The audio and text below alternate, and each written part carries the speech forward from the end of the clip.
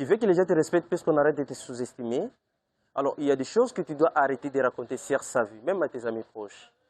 Tu sais, dans la vie, tout n'est pas fait pour être raconté. Pourquoi? Parce qu'aujourd'hui, avec les réseaux sociaux, on a l'impression de montrer tout, de publier et j'en passe.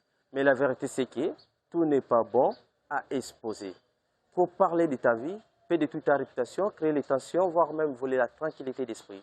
Et je veux quand même être honnête avec toi. Moi, quand je ne connaissais pas cette règle, j'ai raconté ma vie, mes problèmes, mes défis à tout le monde.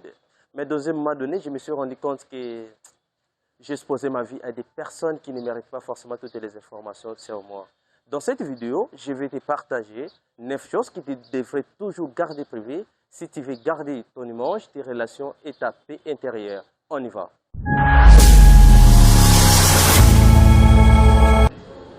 La première chose à garder privée, ce sont tes bonnes actions.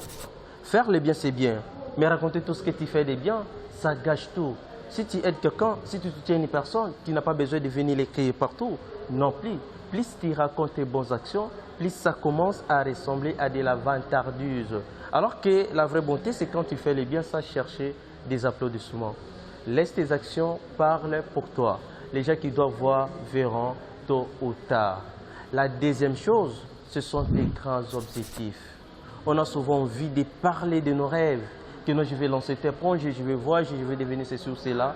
Mais le problème, c'est que certains vont se moquer, d'autres vont te décourager. Et toi-même, tu peux avoir l'impression d'avoir déjà accompli quelque chose juste parce que tu en as parlé. Tu as peut-être déjà remarqué ça. Les jours où tu annonces ton projet à tout le monde, à la fin, tu ne fais rien. La meilleure attitude, c'est quoi? Travaille au silence, parle après, quand il y a déjà des résultats. Garde tes plus grands objectifs pour toi jusqu'à ce qu'ils commencent à revenir une grande réalité. Troisième point, problèmes familiaux. Tes disputes avec tes parents, tes frères, tes sœurs, ton conjoint, ce sont des choses intimes. Les raconter à tout le monde, c'est exposer ta famille, salir leur mange et créer encore plus de conflits. Aujourd'hui, certains prennent même des captures d'écran. Hormis de cela, ils prennent même des discussions de famille et les envoient ailleurs. Pas comme ça, on ne vit pas comme ça. Pourquoi? Parce que le problème des familles, c'est règle dans la famille. Pas sur Facebook, pas sur WhatsApp, pas devant tout le monde. Si tu veux en parler, cherche une ou deux personnes sages et dignes de confiance. Pas tout en répertoire. Quatrième chose, ton argent et tes revenus. Combien tu gagnes, combien tu as, ce que tu possèdes. Tout ça, ce n'est pas une affaire de tout le monde. Quand tu exposes trop ta vie financière, tu attires la jalousie, tu attires les profiteurs, tu te mets même en danger. Tu as peut-être déjà remarqué, le jour où tu as un peu d'argent, les affaires augmentent, les demandes aussi. Tu n'es pas obligé de dire ton salaire, tes gains et tes dettes. Gardez ça pour toi et pour les personnes vraiment concernées. Cinquième chose, tes projets en cours. Un projet au début, c'est fragile. Quand tu pars trop, tu exposes ton idée, tu reçois des messages qui te découragent. Quelqu'un peut même répondre ton idée avec toi et toi tu te retrouves sa énergie, juste parce que tu en as parlé. La meilleure stratégie, elle est simple. Travaille au silence, construis d'abord, parle après, quand c'est solide. Sixième chose à garder privée, les détails sentimentaux.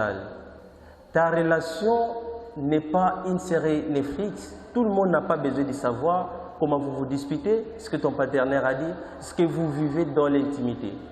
Plus tu exposes ton couple, plus tu les fragilises. Le jour où vous vous réconciliez, les gens parleront ce que tu leur avais raconté. Septième point, tes blessures profondes et tes faiblesses. On a tous des blessures.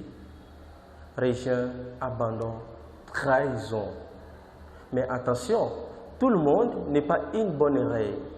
Si tu confies tes faiblesses à n'importe qui, un jour, ça peut être utilisé contre toi. Huitième chose, tes conflits avec les autres. Quand tu as un problème, la réaction facile, je vais raconter ça à tout le monde. Tu racontes à un, puis deux, puis trois. Au final, tout le monde connaît quand même votre histoire. Ce n'est pas ça qu'on vit.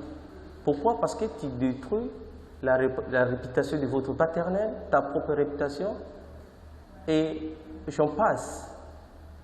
9e et dernière chose, tes secrets de réussite.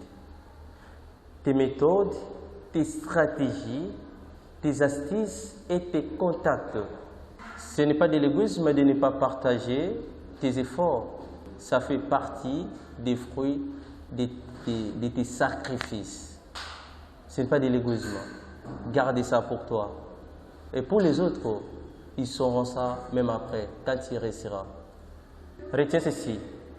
Tout ce qui est vrai n'est pas obligatoirement à raconter. Protéger certaines informations, ce n'est pas mentir. On se retrouve pour une nouvelle vidéo. À très bientôt.